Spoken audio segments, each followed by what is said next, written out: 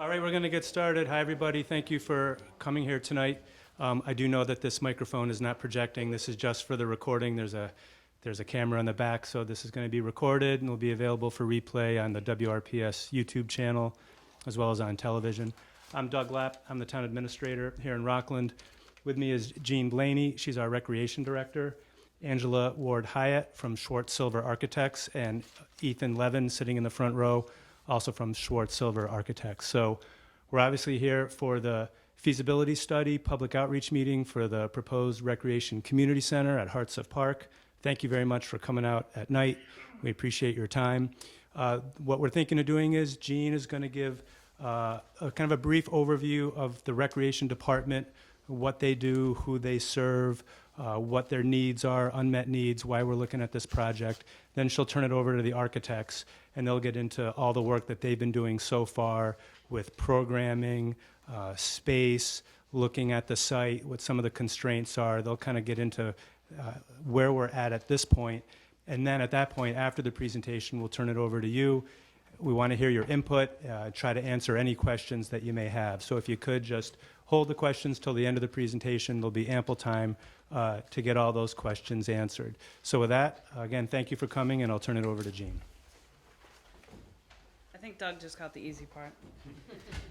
So thank you everyone for coming out tonight. I know that it's tough to get out at night with kids and work and everything else that we have going on, so I really appreciate it. So I'm going to give you a quick little synopsis of what we do. This is not everything that we do, but it's the majority of what we do, and I think that you can get an idea of what exactly that is. So our department, actually, from way back when, we went from Youth Commission and changed our name to Recreation because we knew that there was a need in the community for, I'm not going to say older adults because I'm one of them. We can't go to the senior center. We work all day, but yet we're still looking for recreation at night. Our kids are gone, they're at school, they're at college, or they're out on their own. So we changed our name to Recreation. So we really service the youth as well as adults. To talk a little bit about our budget, someone had a question at one point about our budget. So the majority of our staffing comes out of our revolving account. So the money that we bring in goes out to pay our staff, and it goes out to pay our vendors. It covers, we do have a couple of line items on there. The teen center, we have a little bit of money for them. And once that's done, again, that staffing comes out of our revolving account. Lifeguards, we have a little bit of a payroll for them, not the entire summer, but that's a line item, as well as myself and Olivia. Those are the line items that actually come out of our budget and supplies and maintenance, mainly for Hartsuff Park. And then just to kind of go over with, you can see how many people that we actually employ. 12 part-time, that's year-round. We have 3 full-time, that's myself, Olivia, and we also have a program leader. Her name is Katie Moriarty, so she puts together, you see the tot soccer, you've seen pickleball, those kind of things.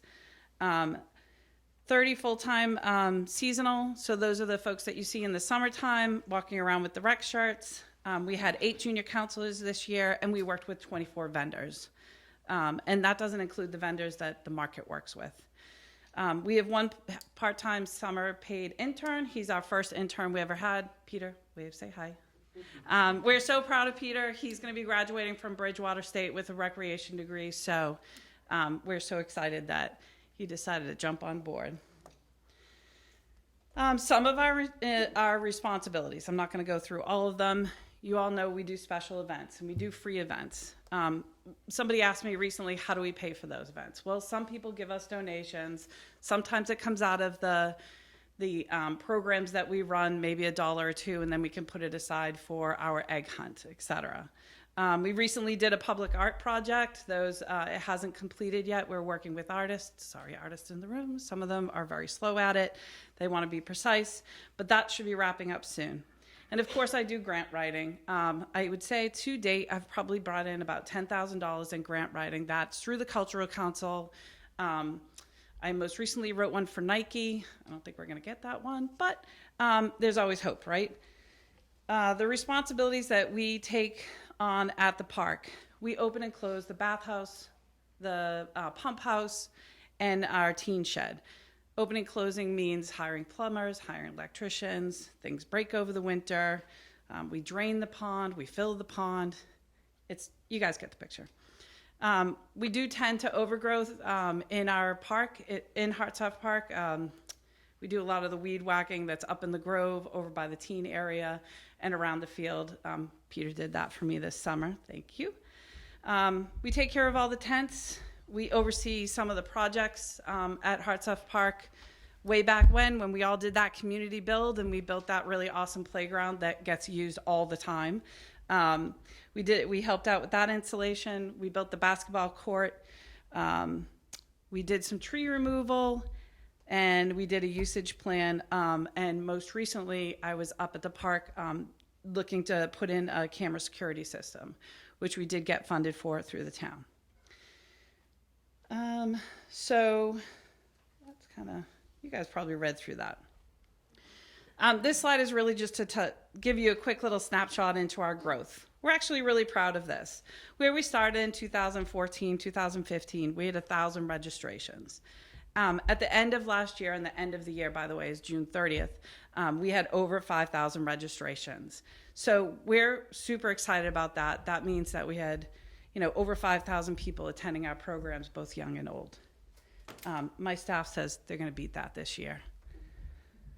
So, and this just gives you an idea of how many actual activities we offered. So 2014 to 15, we only offered just about 150.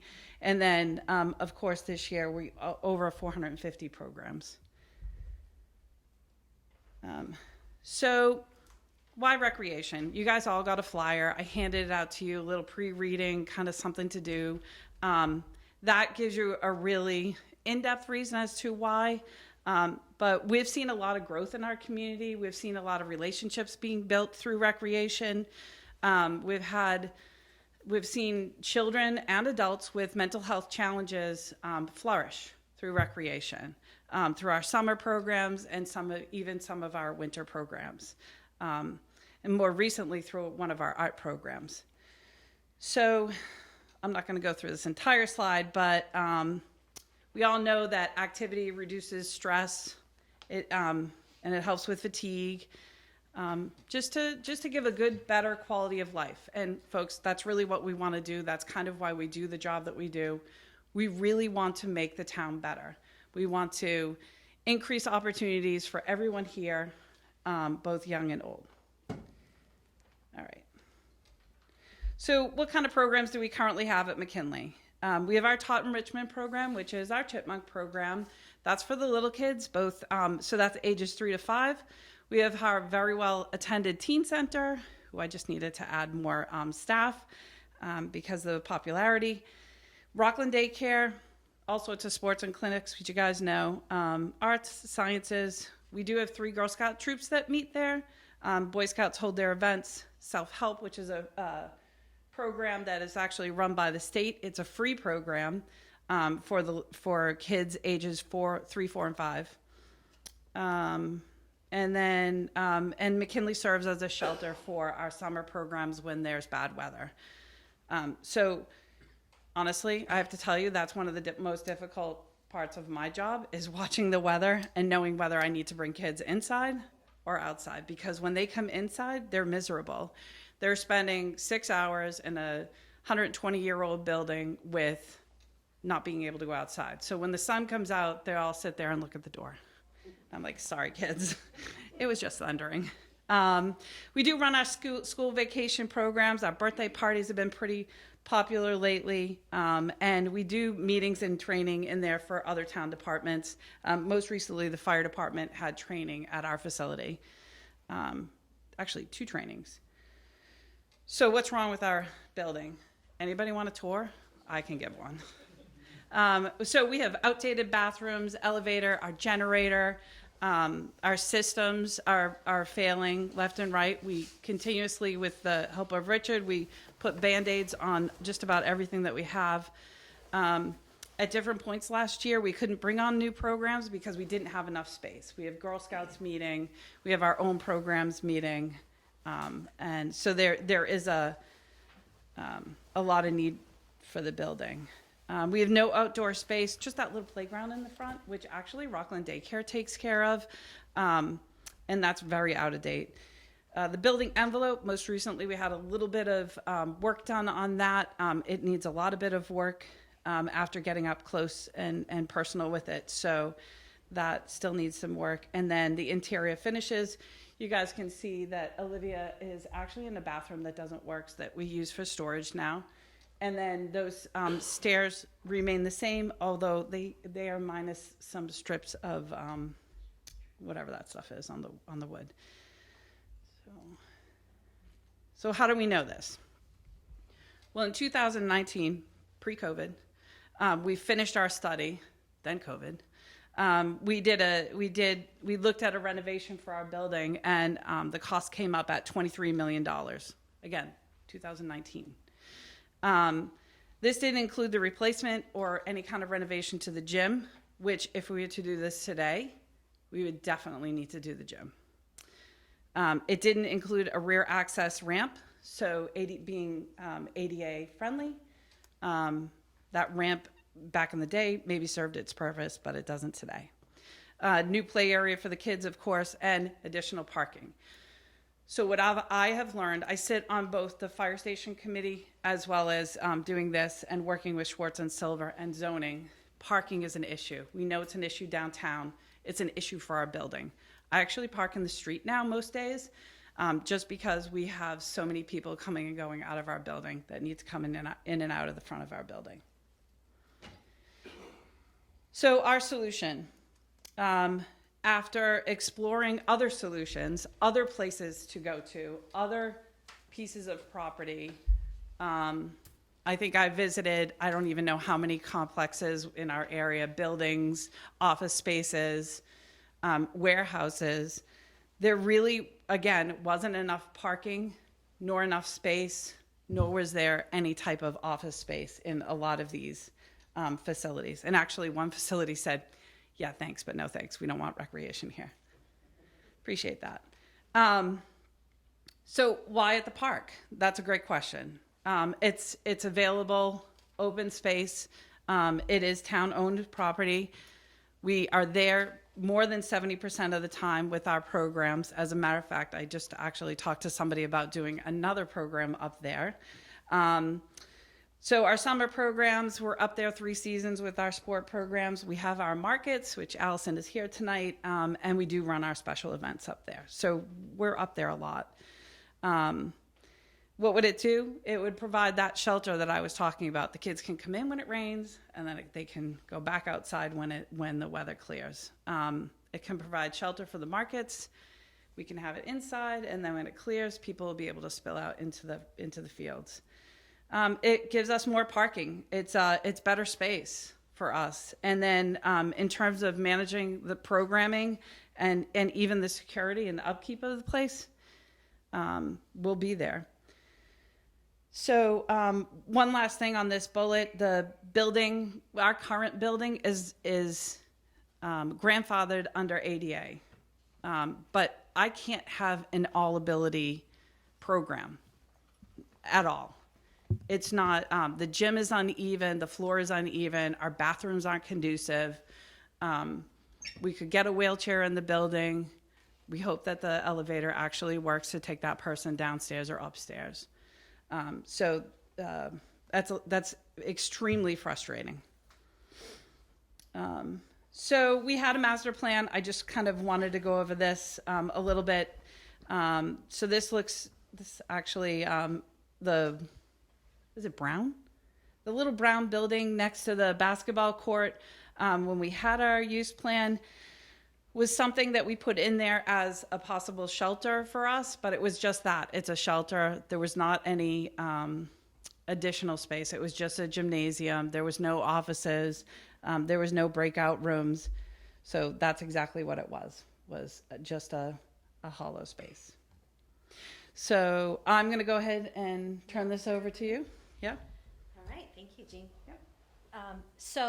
My name is Angela Ward Hyatt. I'm an architect at Schwartz Silver Architects in Boston, and we were hired by the town almost a year ago to do a study for a new recreation building at Hearts of Park.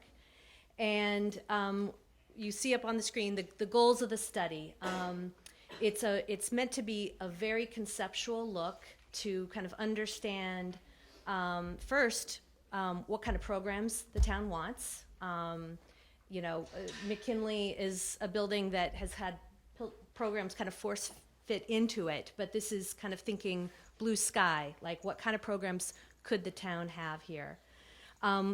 Another major goal is to, once we understand those programs and their space needs, how big would the building be?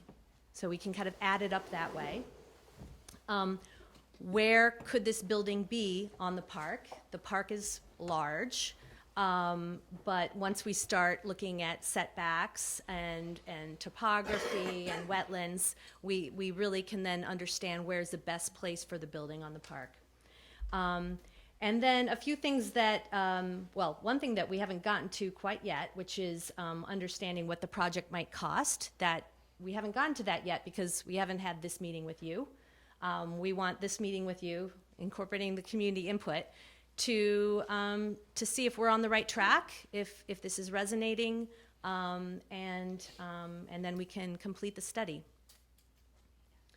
So these are the spaces that we heard. We had a community meeting in January, I believe, where in the same room, where we talked about a lot of potential spaces that this building could have in it. We heard back from you, and we've kind of used that input to go into some pretty pictures that you're going to see in a couple minutes.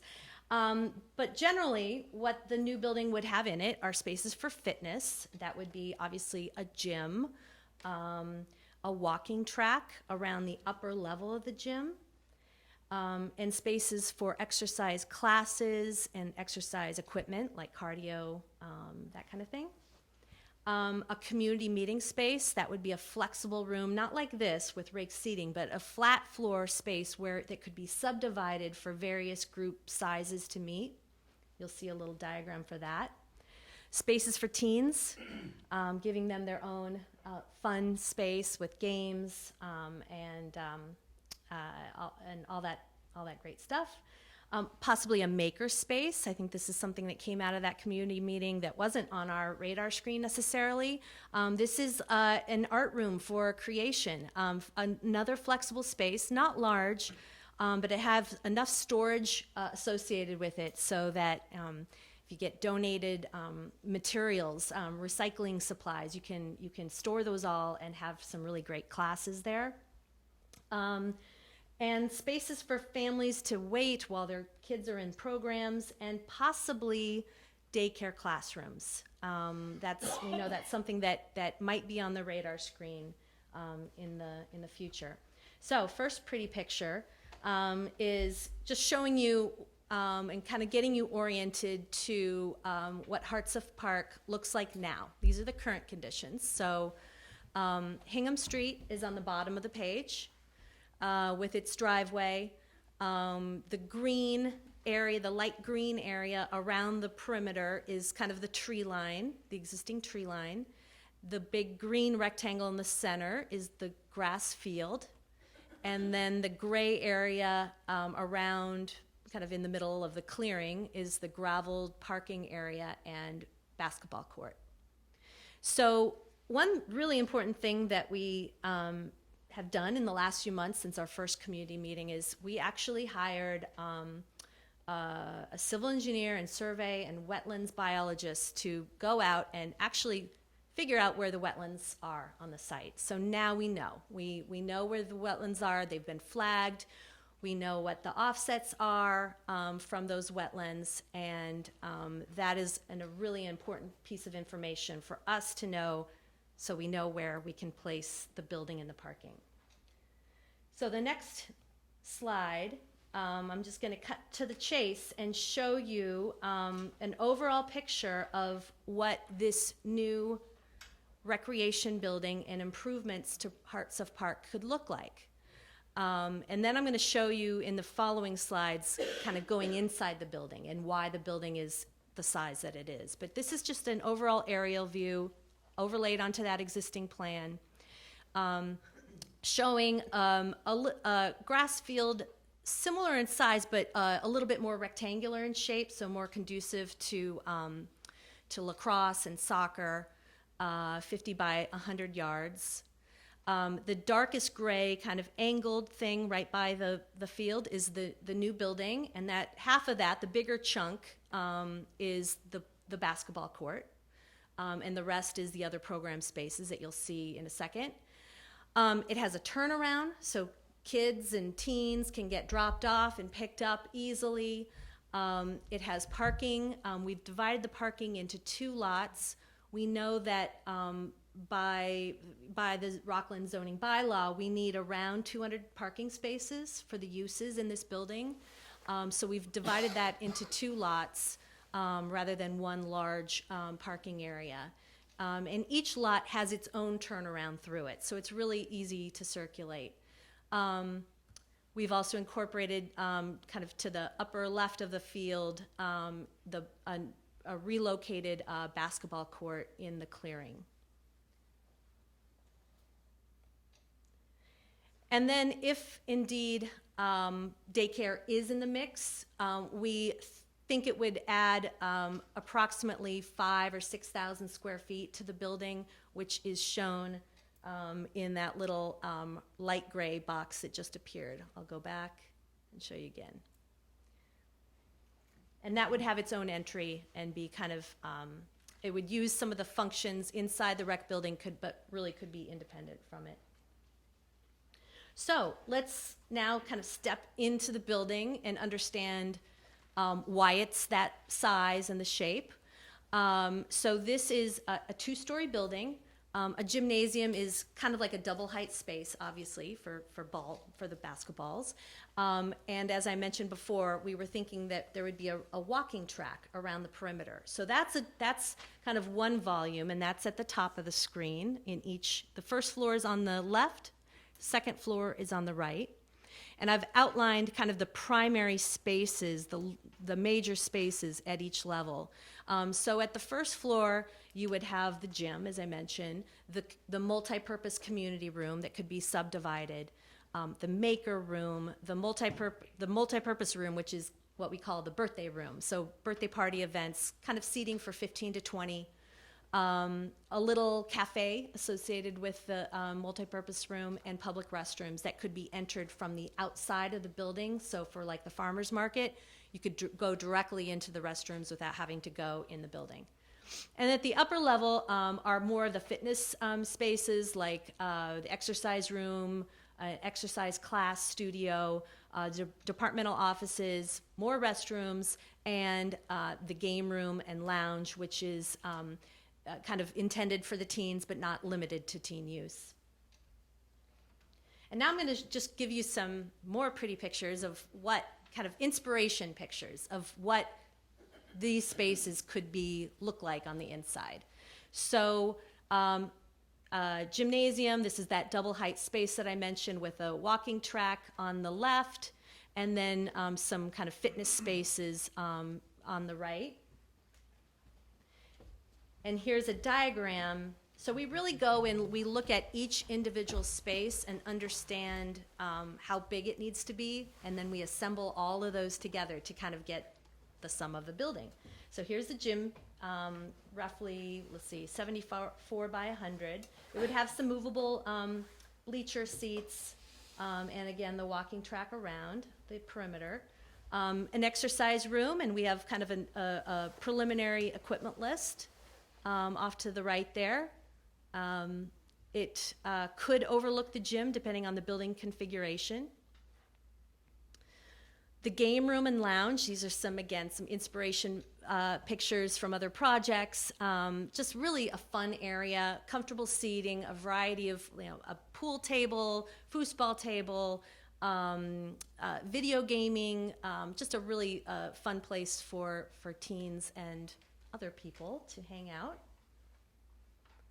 And that's what that room diagram might look like, and the pieces that go into that room. The community room, as I mentioned, would be a large flexible space. It could be subdivided for different size groups to use. We imagine it would have nice big windows, a big projection system, storage, a little kind of kitchenette associated with it, a really very highly useful space. And these we did 3 diagrams for this room because we wanted to understand how the room could be set up in different ways. So on the left is kind of set up for like a big lecture, 2 rooms in the middle, and smaller groups on the right.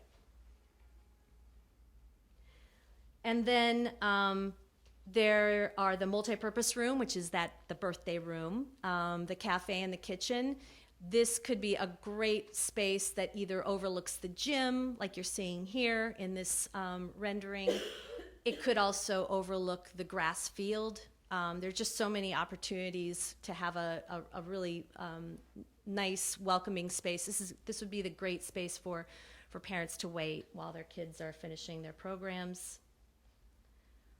And that's kind of our little diagram of how those spaces relate to each other. And then lastly, the last primary space is the maker room.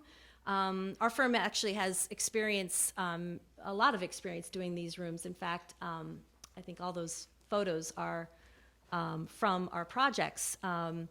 And so they're really fun spaces, 3D printing, sewing, quilting, soldering, really, really great spaces. And the room doesn't have to be very, very large to make all this happen. It's just really a flexible classroom that's easy to clean, that has a lot of storage associated with it. So what do we know about this building? After doing those little diagrams, looking at the site, the basic kind of stats of the project are, we think it's around a 32,000 square foot building. It would be a little bit larger than that if daycare was incorporated. We are planning that 50 by 100 yard grass multi-use athletic field. We know we need around 200 parking spaces total by zoning, unless, of course, there's a variance involved or something like that. But we really think that it's going to be a popular space, so the parking actually, I think, makes sense. And then, most importantly, maybe, we want to design a project that's conforming to the conservation setbacks and other requirements, which that plan does, and also conforms to zoning setbacks, zoning height, the buffer zones, everything else. So we want a project that is that doesn't need to have variances in order to be built. So, Jean, do you want me to finish, or do you want to? I can. Okay. Sorry. Might be the last. Oh, actually, I'll do the next step. Yeah. So our fitness spaces are designed for all ages. I can go ahead and read the slide, but you guys can too. I know that. The reason that all of these spaces came about wasn't just what I want. It was me going out into the community, Allison going out into the community. We've talked to several people. I have board members that talk to several people. It's not just a design that came out of thin air. It's based on a lot of factors. So it's talking to people out in the community. It's based on our numbers, based on programming that we've done in the past, and maybe a little bit of programming that we want to do in the future. Just so everybody knows, we actually started out with 2 gyms. We went down to a gym and a half, then we did a gym and a quarter. Now we're down to 1 gym. Who knew that there were a lot of parking spaces needed for a gym? But that's really primarily where those parking spaces came for. So, yeah. And then our next steps are to incorporate the feedback that we hear tonight, and if the plan looks good, to get our engineering consultants involved, so that they can provide narratives and other information that goes to our cost estimator, and they can do a cost estimate. So we didn't want to do a cost estimate before we had your input, and that is obviously a critical part of this project. And so, Doug, do you want to say a little closing? Yeah, just the questions, yeah. Great, thank you. So I wanted to mention one thing I probably should have mentioned at the very beginning, which is we do not have voter approval for this project yet. This is just an idea. We've funded this study. We've hired these architects using a federal grant, American Rescue Plan Act funds. So the way this would work, as Angela was talking about, is we get your input. They'll hire the cost estimators. We'll look at what this project could cost. Then, similar to how we've done it with other projects, we'll present that to the Board of Selectmen, and we'll see if it's a project that they feel like is appropriate to ask voters to fund. So I'm not going to get into dollars and cost estimates yet because we don't have that information, but ultimately, once that's there, it'll have to come before voters, certainly before town meeting and maybe even the ballot as well, depending on the cost. So I just wanted to make sure everybody understood the process. There's been no voter approvals yet. This is a study that hopefully could get presented to voters at a future town meeting. So with that, we're happy to answer any questions or comments or input you might have. I'd say maybe just raise your hand, ask the question. I'm going to repeat it into the mic, or whoever answers the question will repeat it so it's picked up for the tape. So thank you for listening. With that, we're happy to answer any questions or hear any input that you might have. Lori. Hi, I have a part A and part B to my question. The first is, what would a time trajectory be for a project like this? And part B is, the one of the biggest challenges our town has now is hooking up to sewer, because our sewer system is challenged. So, can you speak a bit to that? I'll try it, and I'm going to repeat the question. So the first is, what's the timeline? And the second question relates to connecting to the town's sewer system. As far as a timeline goes, the absolute soonest anything could be presented to voters realistically would be at next May's town meeting. So May of 2024, that would be the soonest, and then it could also be presented to voters anytime after that. I'll turn it over to the architect in a minute to talk about if something was approved, say in May, how long it would take them to finish design, do construction documents, go out to bid. She can talk about that. As far as a connection to the sewer department goes, right, there has to be sufficient capacity to connect. There's been a tremendous amount of work that's been done by the sewer department over this past year to help increase capacity and make improvements. It would, at the soonest, be a couple of years until a project like this would be constructed and ready to connect. So I think, I don't want to speak for the sewer department, but I think by that time, within a couple of years, we'll be in a much better situation where we'll be able to have more hookups. But maybe with that, I'll let Angela speak to the timeline. So for the timeline, I've worked with a lot of communities, and what I find is we can move very quickly, but we know that the process takes time because there's going to be input all along the way. So I would budget probably a year for design through all the design phases. This is a conceptual phase, so we're not even into the first general phase of design, which is called schematic design. So I would say, yeah, about a year for design, and then construction. This is a big project with a lot of site work. I would budget probably about a year and a half for construction. So once it would go to voters, it would be 2.5 years, probably minimum, before it would be completed. Could be 3. Great, thank you.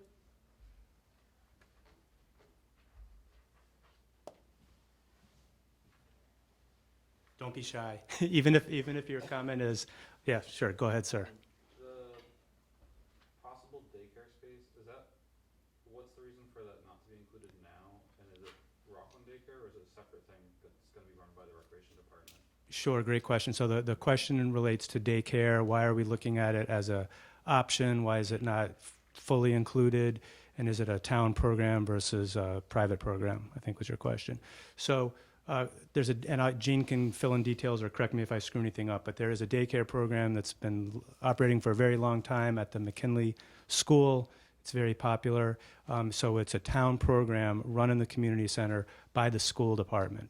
So as the schools have reconfigured, they just built the Phelps School, they demolished Memorial and Jefferson. They're changing the use. It's a new early childhood center at Eston. The school department is trying to figure out in real time exactly what kind of space availability they may have in the high school, in the middle school, or at Eston. So the school department isn't quite sure yet if they'll need space outside of the school facility or not. So that's part of why it's kind of a maybe. What we're showing here would be if it was something that would be run by the town, a town daycare program, not leased out to a private, for-profit entity. So that piece is in flux. Obviously, if by the time we present something to voters, if we present something to voters, that will have to be fleshed out more fully. Tiffany. Hi, and I apologize if this was addressed before I came in. I did come in a few minutes late, but with the efficiency of design and all that you've thought about and the new technology utilized, I'm wondering if you shared how much more space this will have as opposed to what we have now, or just how much more it can accommodate? Sure. So I'll repeat the question, then I'm gonna turn it over to Gene or the architect. But the question is, with a more modern design, more efficient design, how will that improve use of space in this proposed building versus the current, much older space from a former school? So I'll let these guys answer that. Great question, Tiffany. The gymnasium is actually a high school sized gymnasium, so we'll be able to divide that up and have multiple programs in the gym. Currently, as it is today, it's an elementary school sized gym. If anyone's been there or wants a tour, please come and see me. But we cannot hold two programs in there at the same time. As a matter of fact, I believe Lauren just zip tied our curtain up so it wouldn't sag down on people. So there was that. The community room is larger, so we can divide that into 3 rooms. We currently don't have that space. We have the community room that we can divide into 2 spaces, but this one would divide into 3. So, and we really have no dedicated classroom space at all in this project.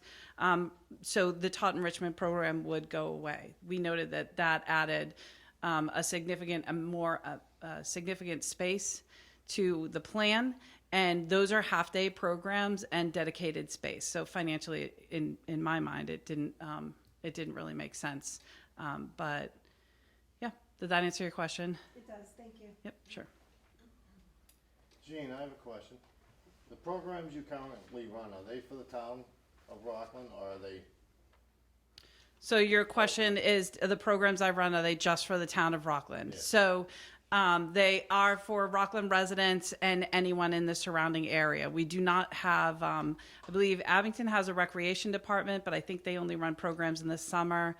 And I know that areas are looking at recreation centers or directors, but really anyone can come. We had children from Quincy. Their parents actually worked for, I think it was Blue Cross and Blue Shield. They actually attended our summer program, but the majority of the people that we get are from the town of Rockland. Thank you. Yep. Yes. I have a question.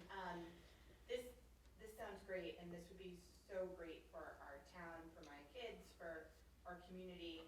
I don't know if I would question any design, because to me it all seems fantastic, and you're the architect and you're the recreation department leader, so I certainly yield to you for recommendations and space and what makes the most sense. And I guess I'm just asking, what can I do to help the project move forward as a resident? So the question is, what can you do as a resident to help the project move forward? To be truthful with you, cost seems to be an issue for everyone. We haven't even gotten to that phase, and everybody's already talking about dollars, cents, tax dollars. Haven't you had enough? Didn't we fail the fire station, etc.? I get it. I'm here just to present options to you, before McKinley has to be shut down, before it really fails. So what you can do as a resident, I need a grassroots organization. I need an organization or Friends of Rockland to go out and raise money to offset the cost of this building. I think that's going to be great for the community. So that's really how you can get involved. And so you know where I am, right? Actually, anyone. I welcome everyone. Yep, go ahead. Just a follow-up to your question, to get the school project done, they had a superhuman pack Yep. to spread the word and to get people on board for that. Yes. So Yeah. that's another thing, if anybody can start a Yep, a PAC, a grassroots organization, anyone that can go out and start to generate donations for this type of project. or Yep. an interest. Yep, an interest, yep, from the community, from the organizations, from the companies that are in our area. At different points in time, everybody that works for the companies that are in our area, the bigger ones, the Seronos, the Blue Cross, they've all crossed our path, whether it's their kids or themselves. Have you ever considered partnering up with the other towns? So there's really no other town to partner up with. We haven't completely explored it. I do have, it's on my list of things to do to call Abington. They don't, I believe that they only have recreation during the summer. Do you know anything about that, Richard? No. Okay. Just the summer.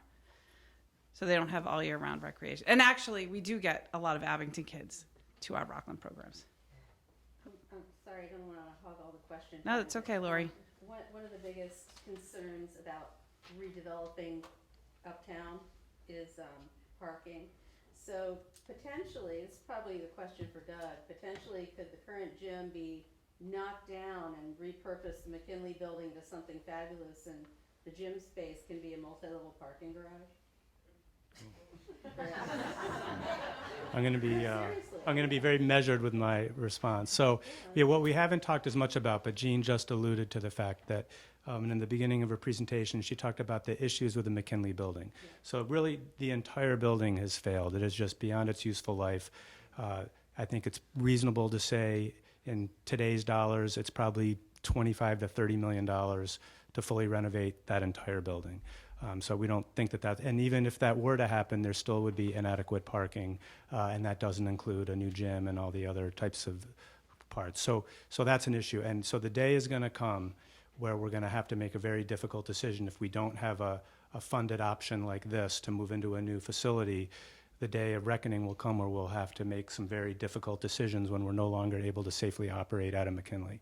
So in a dream world, if we could do a project like this and voters supported it and it was funded and we moved into this new building, another option would be to get voter support at town meeting to sell the McKinley building, and that could be redeveloped by a private developer. That has a number of benefits. Number one, it puts it on the tax rolls, which right now it's not, so that helps everybody in the community by generating more commercial tax. The original brick building, I believe it's on the National Register, that is a historic structure. That old small gym in the back that's breaking away from the building, that is not historic.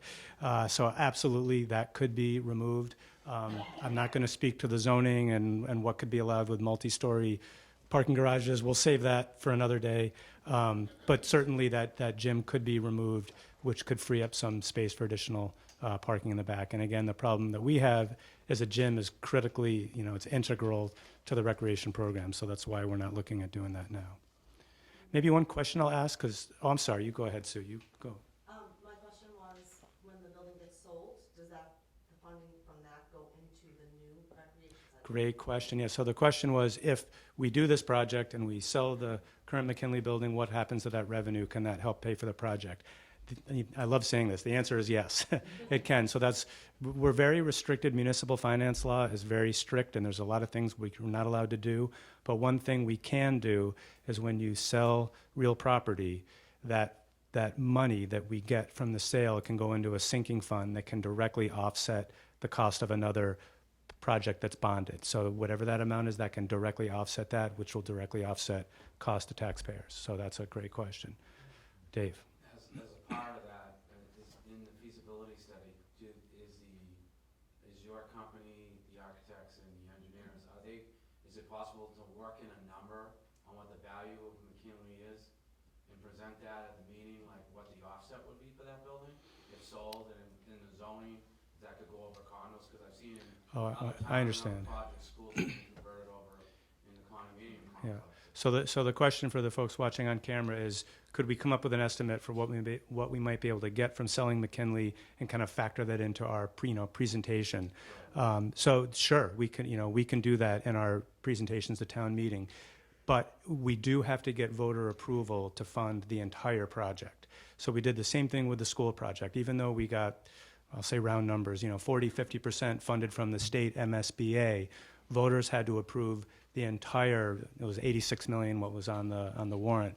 But then in the end, when we get all that money from the state, voters only paid for half of that. We only paid for half, but we're required to fully fund the entire, get approval to fully fund it. So we still need voter approval to fully fund it, but we could explain to voters, our good estimate is we'd get X amount from selling it, and in the end, you won't have to pay that much because the sale will cover that. Another question, can you use CPA funds on this where it's open space? No, I don't think so, because the land wasn't acquired by CPA. So that's my understanding.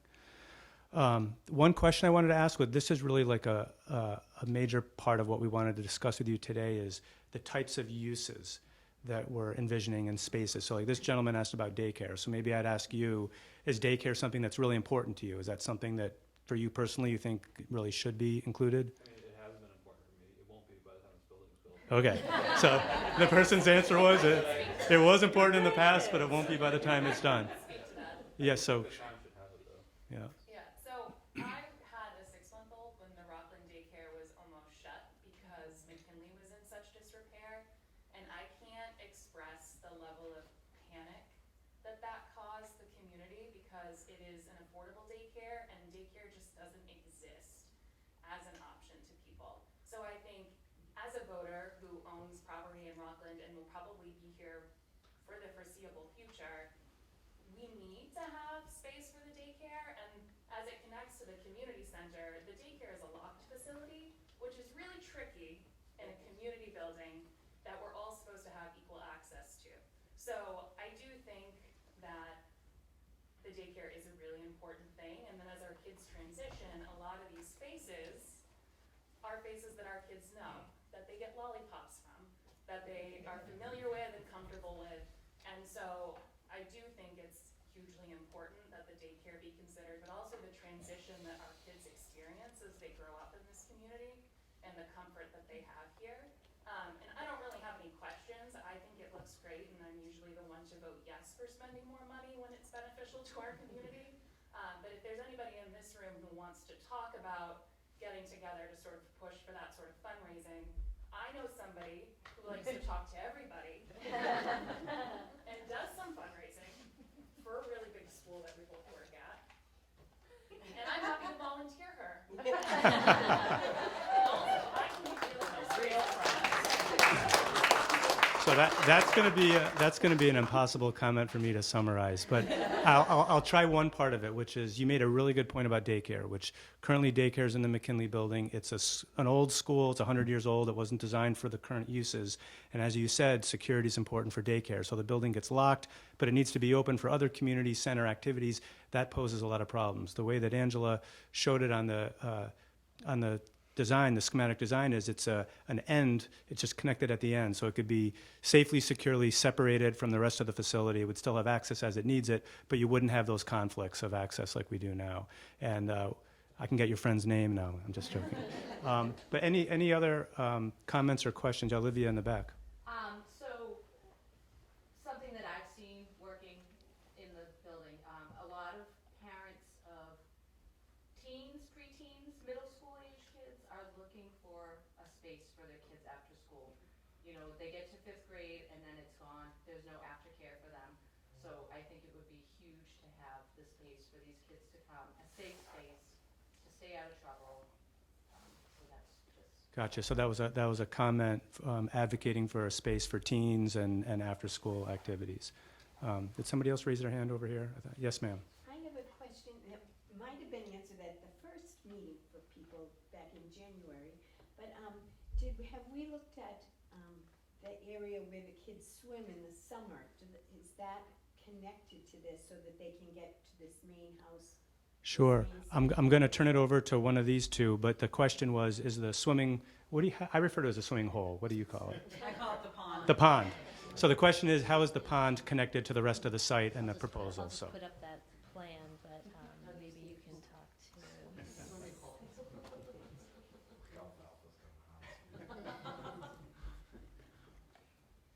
Yes, so, in the top, oh, that's right, I gotta go. Yeah, sorry. So in the top right-hand corner, that's where you see the pond. And I know it looks like a long distance. It's really not that far. I probably walked it at least 5 times a day this summer. So in the top right-hand side, you'll see the pond. And then you see that driveway. You see the pink, and there's like a little driveway that kind of hooks up through those 2 wetlands areas. Well, that up beyond that we call it the Grove. That's a lot of times you'll see the tents up there. That's where our summer program is. We have a lot of families. Once we leave in the summertime, once we leave at 5 o'clock, families invade that space. They have their cookouts there, and then they go to the pond. So is it actually connected? Connected? No, but the access isn't actually that far. Yep. Your question just made me think of another point we could have reinforced earlier. So if we've kind of zoomed in here just to make it more legible. But if we were to zoom out, you'd see the park is actually larger than what you see on the screen. And if you see kind of just to the left of the pond, that area in green, that's part of Hearts of Park. That was an area that town meeting voted to acquire using CPA funds just a couple of years ago to expand the park. And we're always looking at buying open space and expanding park area where we can. But that part of the park, part of that condition of acquiring that land is it has a very strict conservation restriction on it. So pretty much the only kind of active use that we're able to have there is disc golf, because that's pretty minimally disruptive to the land.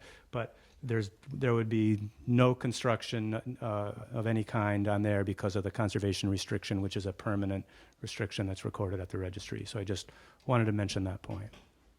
Yeah, Dave.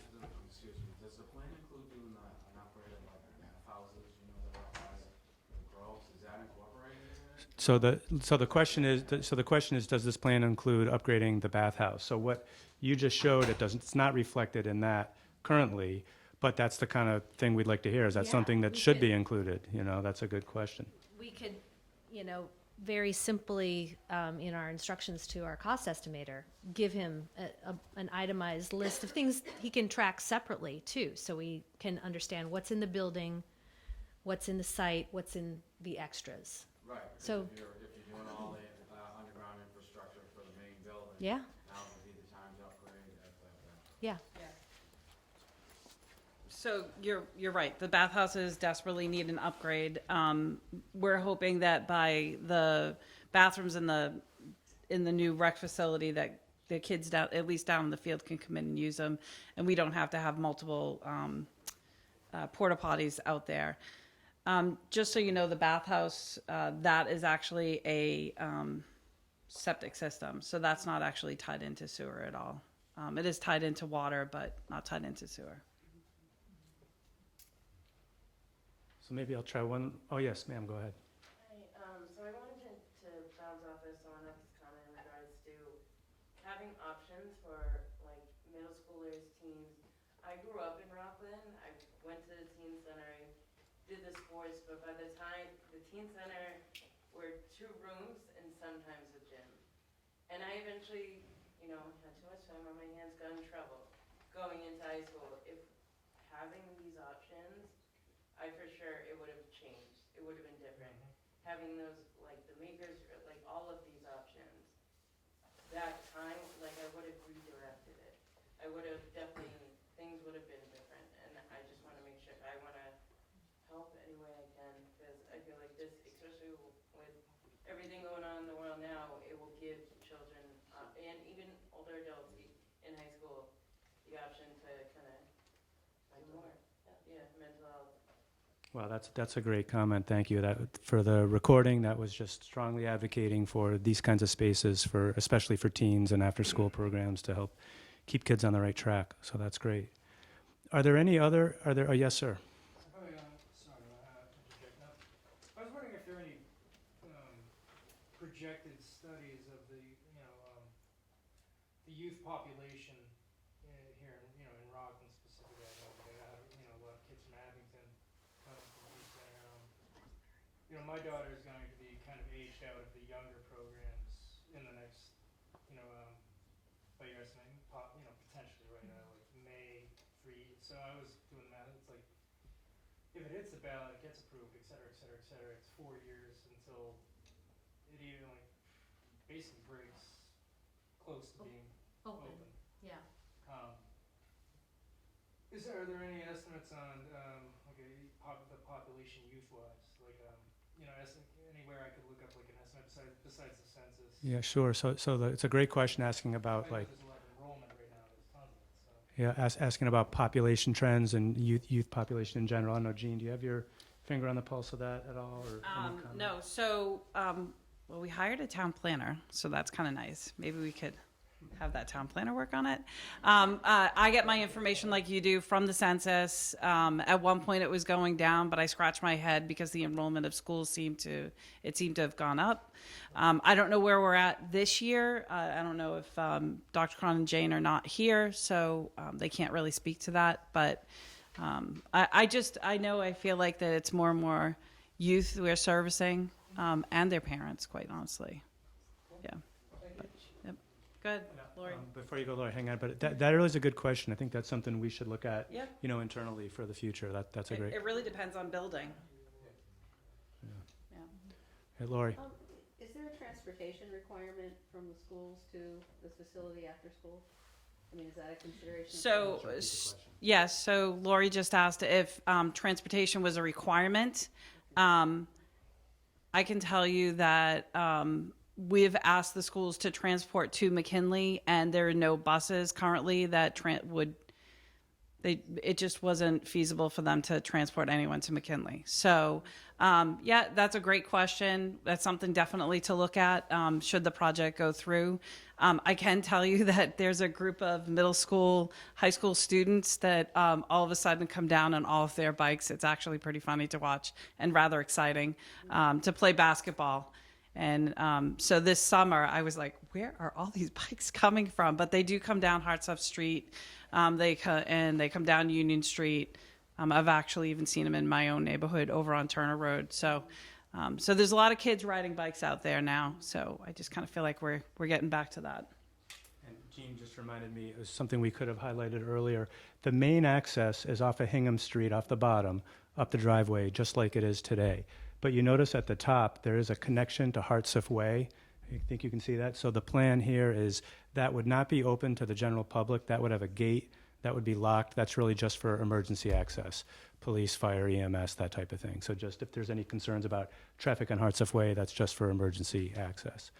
One question I was going to ask, is there anything that you think we included that we talked about that's just unnecessary? Or is there anything that we haven't thought of that you're like, geez, you should have included this kind of space? Yes. I just didn't see the rendering for the Olympic pool. Excellent. So. Wow. It's a hidden slide. Yeah, we got requests for an Olympic swimming pool and some other things. Yes, sir. I actually had a question going to put that together. If it's going to be a true community center, why not bring the senior center and maybe merge those two projects together? You could get a lot of benefit out of it, possibly with funding from the senior population as well as the youth population. The community, the sense of community, having the elderly with some of the Sure. So youth, that's you might get a benefit from that, and you might even be able to get a pool out of it. You know? We're getting very ambitious. Yeah, so the question is, have we thought about combining a senior center project with this project? So our senior center is relatively new. It's really only a few years old. And that site it's very busy. It's booming. There's no space or capacity at the senior center for these activities, this use. And the site is just not large enough to accommodate kind of the type of No, I get addition. that, but that's a possibility of maybe selling that or using the funding for that to incorporate maybe a bigger picture. Yeah, so the follow-up question was, could we divest the current senior center and make this project even bigger? We'll think about that. I don't want to give any flip answers, but my initial reaction is, again, it's a pretty new building, our senior center. It's very popular. It's very well run, and we're already pretty constrained on the site at Hartsuff Park for this program.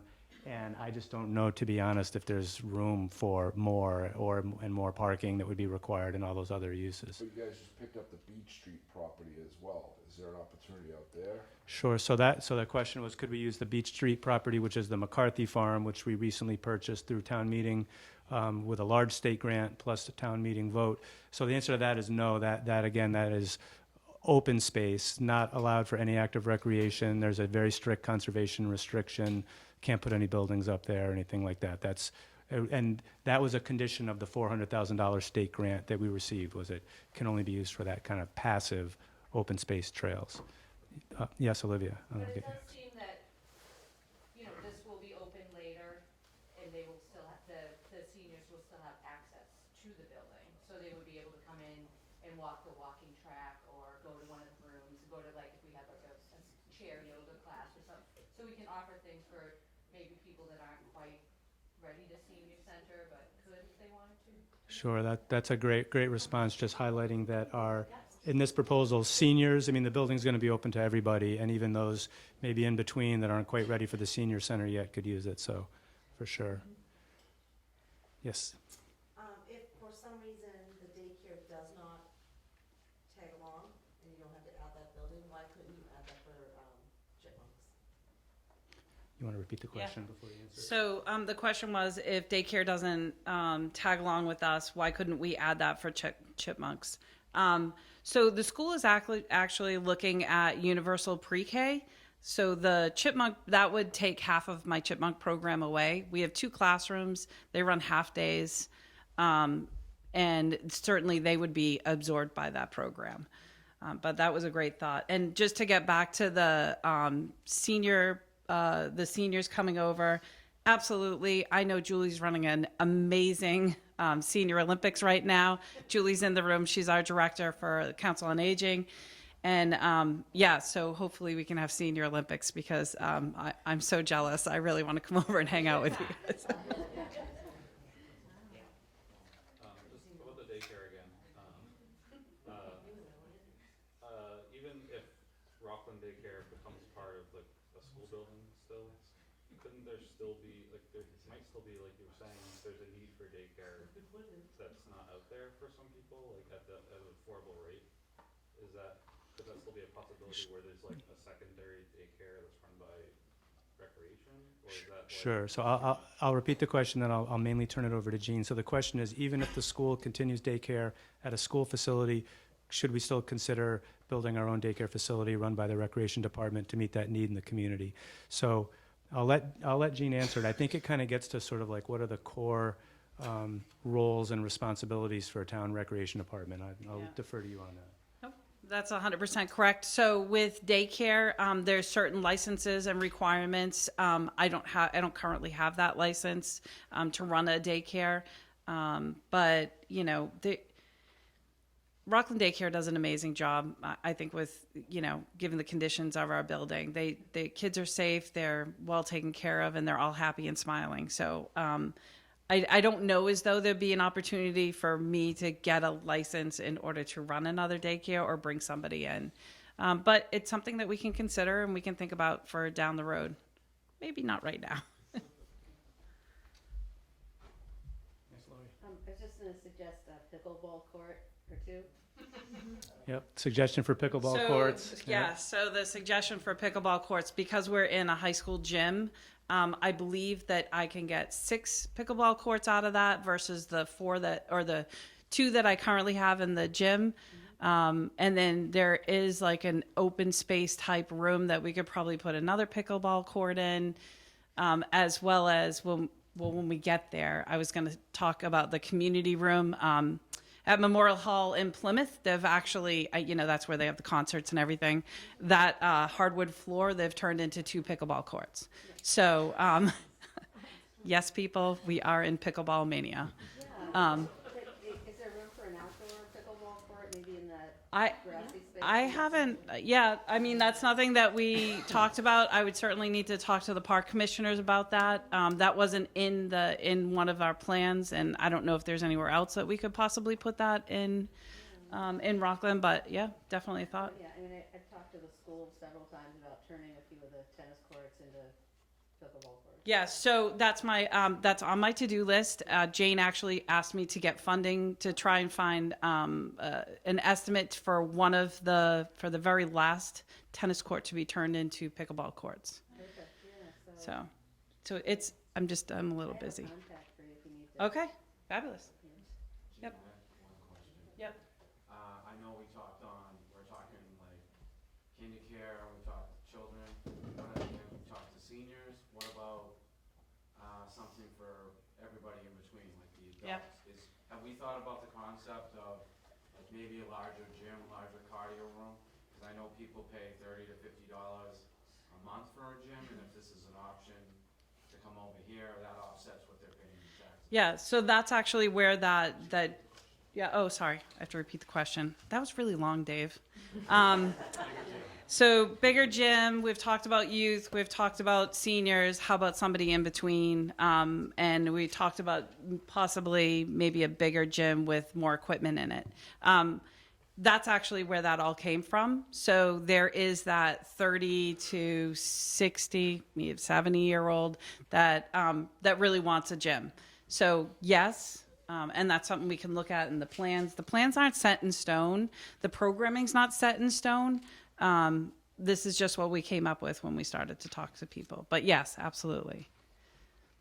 Yep, go ahead. With something like a gym like that, is that something that would be like free to use for residents, or is it something like run as a program and you have to like sign up for it? Sure. So the question was, would the gym be free for the community, or would it just be for programming?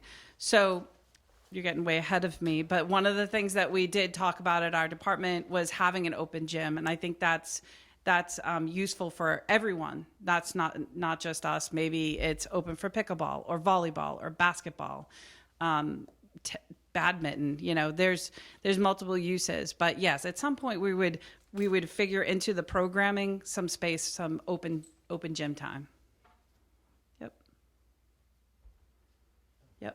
Derek, go ahead. For the architects wise, do you have, obviously, square acreage of development, or the new developed area? How many acres that consists of? The question was, do we know the square acres of developed, of improved site that this plan shows? I don't have those numbers off the top of my head. I usually work in square feet, not acres. So even square feet? Because the parking lot is a kind of a strange shape, I don't have those numbers I can give you the size of the building, and I can give you the size of the field. I don't have the size of the parking right now. And is that to scale? Yes, this is to scale. Yeah. Yep. But we can have all those numbers. We can break it down. Yep. And in fact, we will have to have that for anything that gets sent to a cost estimator.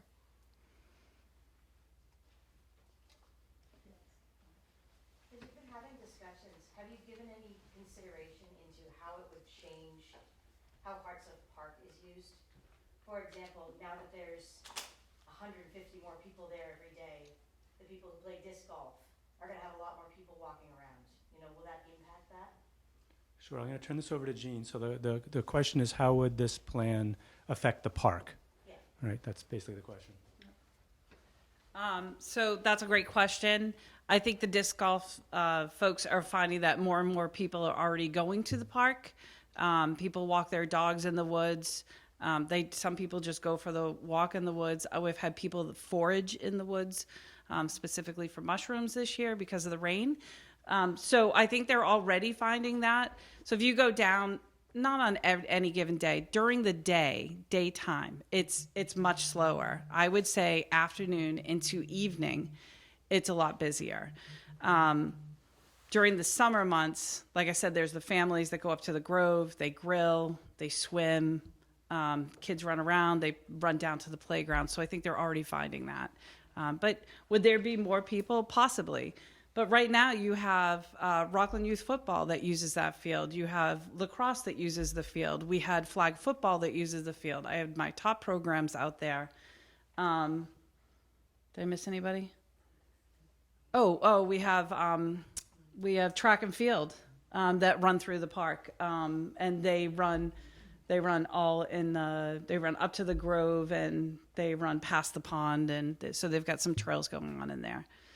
So we already have a lot of activity going on up there, but it's at all different times. So yeah, hopefully that answers your question. Yeah, it is a good question, and we should have highlighted this in the beginning. Currently, this land is controlled by the Parks Commission, so they obviously need to look at this. They've already had some lively discussions about it, and they'll need to answer that question and make sure they think it's a good compatible use that will be beneficial and not harm. Then the field, the new field where McKinley Memorial Park was, is that going to be used for what you're planning on using this field for?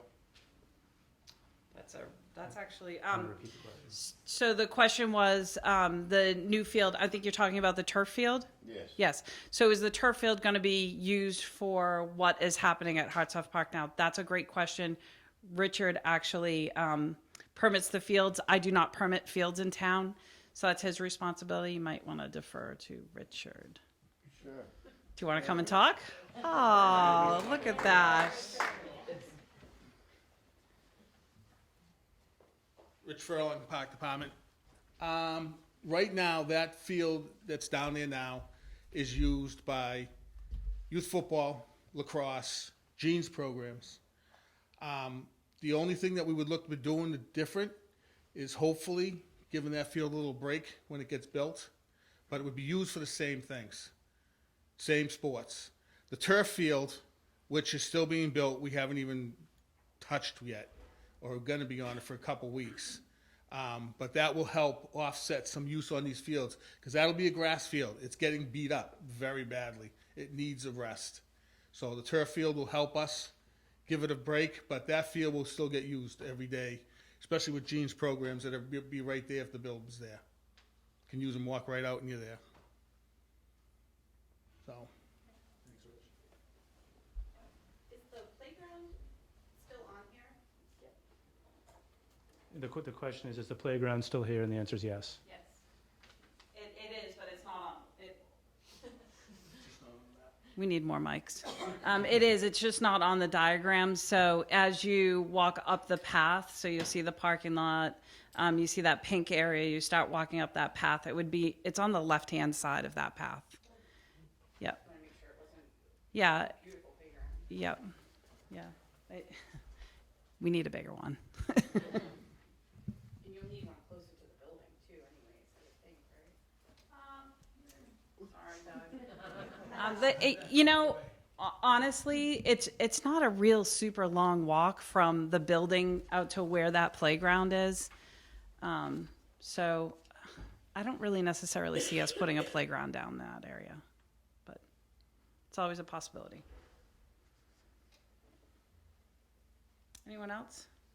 Any closing comments, questions, suggestions? We will put, we're going to put all this information on the town website, including a link to this video. Did you have a question? I saw your hand was halfway up. Were you thinking? Yeah, just as a parent with 5 kids now, one just left for UMass here in town. Just one of the things that would be important to us, or that we would look forward to with this project, is just possibility of increased like indoor recreation for kids during the inclement weather months, the winter in particular, and like open gym time type things where they can really just get some energy out. And then also something that just within probably the last couple of years came to my attention that's an option in some other communities, whether it's, you know, a commercial option or a public option, is like a maker space type thing. 3D printers, some, you know, affordable CNC type machines for wood, and that's just important for, you know, the hobby interest of kids and, you know, learning how to function and do those things that they could end up going to do either in business on their own or in industry, and also, you know, for adults to do that kind of stuff too. Those are great comments. So for the camera, it was, you know, advocating for gymnasium and other indoor space and for inclement weather for kids, and also for maker space. And so we do have, you know, both of that included in this conceptually. And as Jean noted, initially she really wanted 2 gyms, could use 2 gyms. Scaled it back. Right now we're down to 1. We're trying to be realistic for what's affordable and can appropriately fit in this space. But those are great comments.